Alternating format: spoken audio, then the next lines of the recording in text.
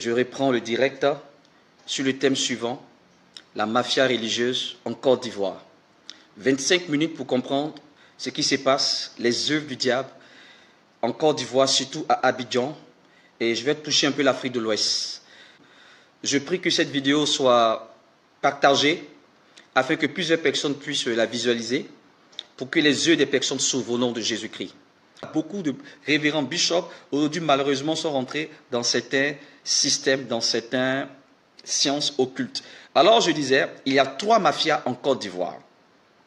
Les 3 mafias en Côte d'Ivoire sont contrôlées par des entités démoniaques et aussi contrôlées par les loges mystiques. Alors la première mafia vient des États-Unis d'Amérique. Et cette mafia, depuis 1990, était en train de faire ses propositions à la Côte d'Ivoire, mais cette mafia a gagné du terrain dans les années 2000 et cette mafia a eu des adhérents dans son système. Et c'est quoi cette mafia? C'est des personnes qui sont vraiment nantis. C'est des grands industriels, les hommes d'affaires. Ils sont aussi dans la religion aux États-Unis, parce que les États-Unis, c'est l'un des États remplis de fausseté. La fausseté aux États-Unis, c'est le pays où il y a beaucoup de fausseté en termes de religion. Alors, voici des personnes qui ont décidé véritablement de proposer leur doctrine démoniaque en maquillant l'évangile sous proposition de financer votre vision, votre mission. Et quand vous acceptez cela, vous adhérez, vous n'êtes plus maître de vous-même, on vous impose certaines doctrines. Voilà comment il y a eu des alliances de certaines grandes églises même et certains révérends que vous respectez ici à Abidjan, des révérends, des bishops et tout ça. Et beaucoup sont rentrés dans cette première mafia depuis longtemps. Et dans cette mafia, la plupart sont des grands francs-maçons et sont adeptes de certaines loges mystiques. La deuxième mafia vient de Londres. Et cette mafia reflète un peu le système de la papauté où, lorsque tu adhères dans ce réseau mafieux, où on te demande, pendant ta consécration, on t'habille en tunique comme la papauté, avec la tia, avec des cadres et tout ça, comme fait l'église romaine, anglicane et orthodoxe et tout ça. Donc, voici. Depuis cette période-là, beaucoup d'églises pentecôtistes et évangéliques sont rentrées en contact avec ces réseaux dans le but de développer leur vision.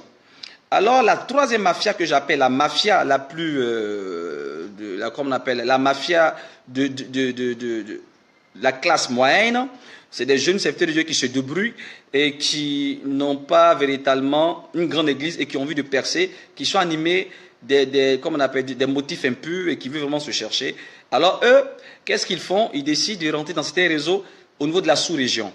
Ça existe au Ghana et ça existe au Nigeria, où des grands bishops et tout ça sont dans un réseau. Et quand ils arrivent pour voir ces pairs d'après eux, alors ils ont des représentants partout. En Côte d'Ivoire, à Lomé, au Gabon, au Togo, partout.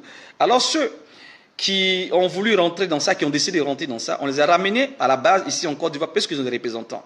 Alors le représentant leur a dit que, écoutez, si vous voulez rentrer dans ces réseaux, il faut que vous soyez puissants, vous avez un pouvoir occulte, mais ce n'est pas des sacrifices humains, vous allez d'abord faire laver. Et voilà comment cette troisième classe de la mafia ont des marabouts en commun. Il y a un certain Salomon qui a été dénoncé par, comme on appelle, une chaîne télévision du net, où il prétend vendre la bague, comme on appelle les parfums, tout ce qui est pouvoir occulte pour permettre aux pasteurs d'avoir véritablement beaucoup d'églises et beaucoup de membres dans leur église, d'avoir une autorité populaire et beaucoup d'argent. Et ce Salomon-là existe, il est en Côte d'Ivoire, il a cocodie en gré et il est en contact avec beaucoup de pasteurs. J'ai promis de parler d'Abidjan et comment les gens fonctionnent en réseau. Mais voici ces 3 mafias que je viens de présenter. Alors, je vais détailler mafia par mafia. La première mafia, c'est une mafia qui est en collaboration avec la grande fédération, certaines associations au niveau mondial. Donc, quand tu rentres dans ces réseaux, on construit ton église, puisque les maçonniques, les FM, ils ont cette qualité de bâtir les églises, de bâtir, c'est des bâtisseurs, puisqu'ils adorent Lucifer qu'ils appellent le maître, le grand architecte mondial. Vous comprenez? Le maître de l'univers, le grand architecte. Alors, on te fait des propositions pour dire si tu adhères, on va financer ton église, construire en hauteur de centaines de millions de milliards. Et quand tu rentres dans ça, tu es obligé de faire des pratiques abominables, ou soit tu acceptes d'être un homosexuel, ou soit tu acceptes d'avoir certaines pratiques occultes, pourvu que ton contrat soit respecté, on te finance et tu rentres dans ce réseau. tu as des voyages faciles. En tout cas, tu es en contact avec la grande loge, les grandes personnalités et tout ça. Donc, tu parles de Jésus, mais en dessous, les gens te contrôlent. Et ils sont plusieurs comme ça en Côte d'Ivoire et à Abidjan.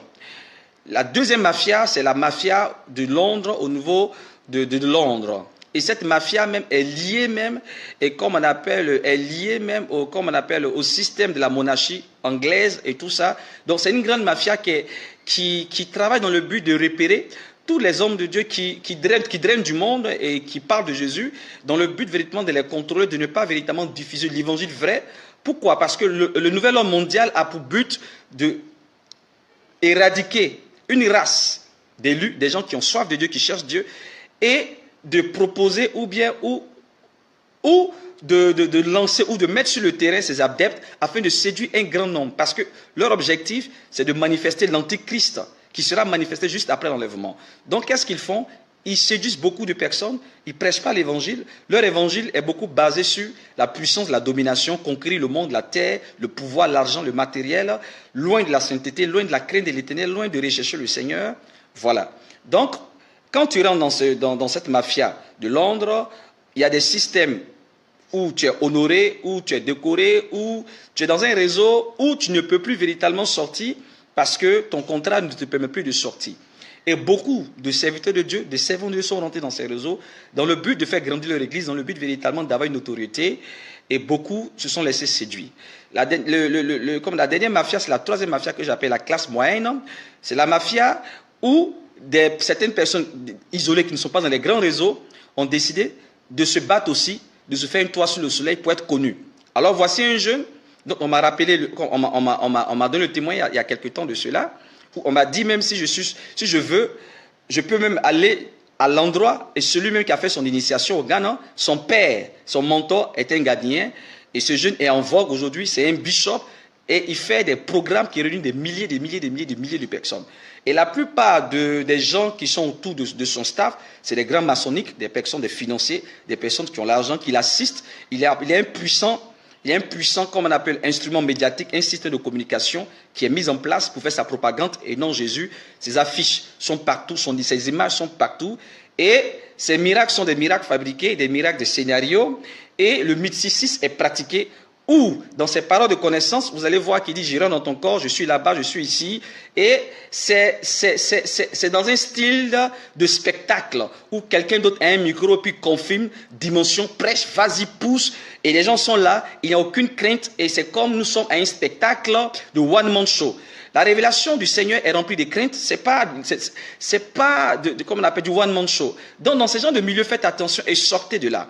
Je vais maintenant parler de la francophonie. La francophonie, les FM, la maçonnique, la franc-maçonnerie, comme la française, la loge française, a décidé véritablement d'avoir ses adeptes. Et au niveau de la France, ils ont touché une personnalité religieuse qui est connue, qui est une référence et qui vient souvent en Côte d'Ivoire, en Abidjan, pour faire des programmes avec son collaborateur.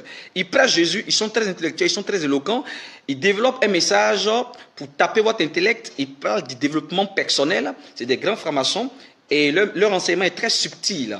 Et il y a un à Abidjan et il y a un en France, ils sont en alliance.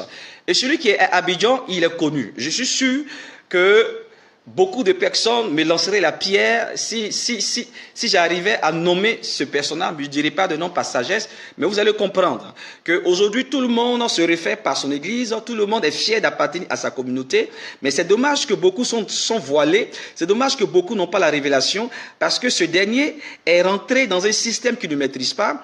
Or, il était véritablement quelqu'un qui parlait de l'évangile, parce que je l'ai connu personnellement, mais depuis un certain temps, il atteint un niveau où il ne peut plus retourner parce qu'il est devenu milliardaire. Et il y a beaucoup de bishops à Abidjan qui sont milliardaires, et leur milliard a été véritablement sous une base de contrat d'alliance maçonnique démoniaque dans le but de se faire un nom et une renommée. Et voilà que cet homme dont je parle, qui a été utilisé par la francophonie et placé à un niveau élevé, c'est une personne dont dans son église, on fait ce que j'appelle, il a réussi à faire ce que j'appelle le jeu d'invisibilité. Et il y a un marketing commercial dans le but de bâtir son empire. Et la Bible dit que vous avez reçu gratuitement, donné gratuitement.